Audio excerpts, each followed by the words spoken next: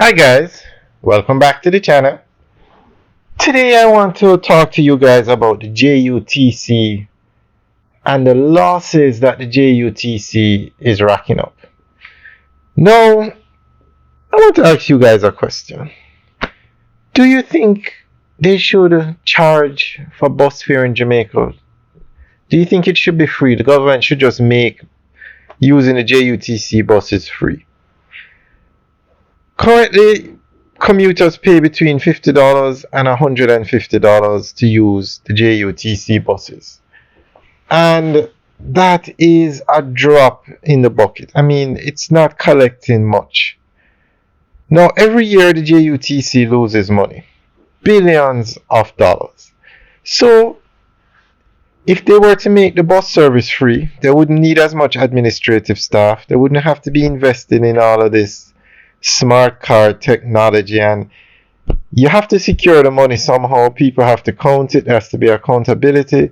So they would definitely save a lot of money. So guys, what do you think? Leave your comments in the section below. Now, and before we move on, the bus fare used to be higher than what it is now, but the government lowered it.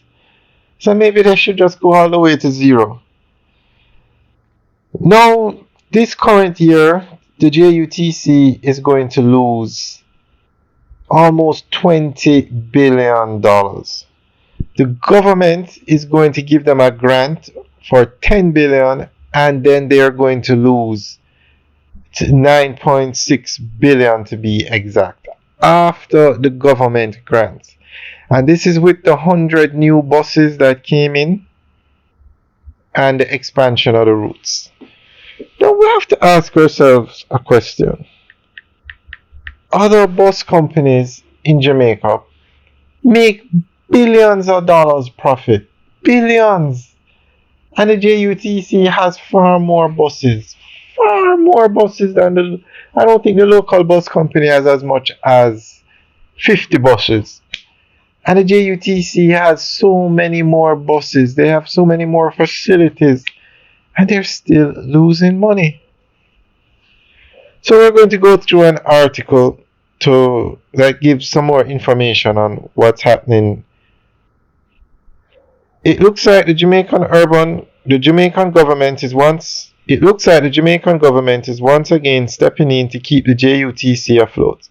Despite its ongoing financial struggles, with a projected operating loss of nearly $18 billion, even after the $10.96 billion government grant, the company is still expected to end the fiscal year $6.9 billion in the red. The persistent issue of fuel theft has been a major drain on the company's finances, and while management has vowed to tackle it, past efforts haven't made much of a dent. Meanwhile, the government is banking on fleet expansion and improved operational efficiency to help turn things around.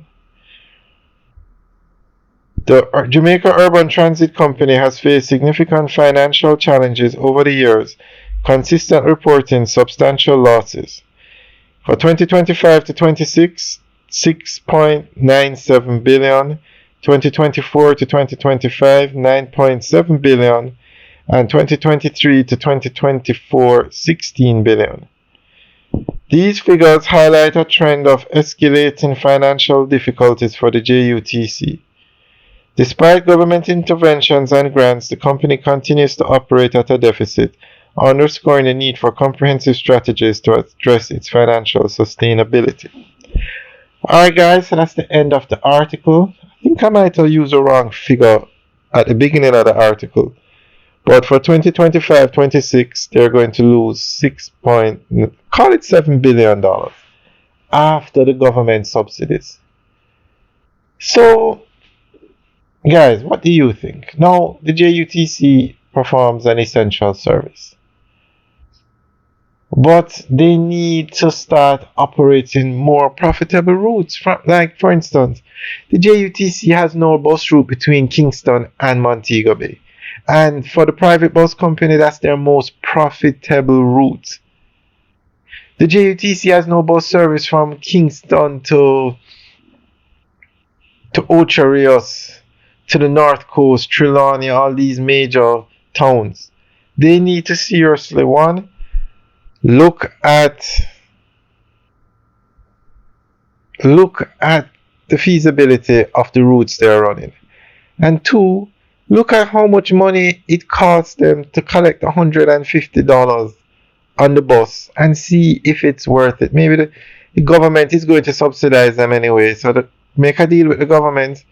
You pay for the fuel, which should go down drastically with the new CNG buses, and buy new buses with the subsidy you're giving us. And they could operate. Okay, they could operate. Guys, what do you think? Leave your comments in the section below.